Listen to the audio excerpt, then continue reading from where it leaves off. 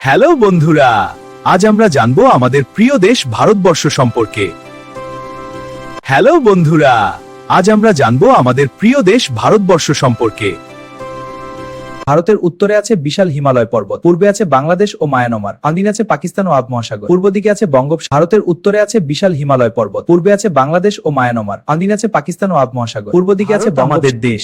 এটাই আমাদের মা ভূমি, আমরা সবাই এই দেশকে খুব ভালোবাসি। ভারত আমাদের দেশ, এটাই আমাদের মা ভূমি, আমরা সবাই এই দেশকে খুব ভালোবাসি। নতুন দিল্লি হলো আমাদের দেশের রাজধানী। অনেক বছর আগে কিন্তু কলকাতা ছিল রাজধানী। নতুন দিল্লি যমুনা নদীর তীরে অবস্থিত। অনেক নদী আছে।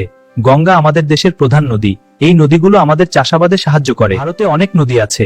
গঙ্গা আমাদের দেশের প্রধান নদী, এই নদীগুলো আমাদের চাষাবাদে সাহায্য করে। আমাদের মনার ঠাকুরহান কাজী নজরুল লেছেন, যেমন তারা আমাদের দেশের গর্ব। আমাদের মনার ঠাকুরহান কাজী নজরুল লেছেন, যেমন তারা আমাদের দেশের গর্ব। আমরা সবাই বলি, ভারত আমার দেশ, আমি আমার দেশকে ভালোবাসি। আমরা সবাই বলি, ভারত আমার দেশ, আমি আমার দেশকে ভালোবাসি।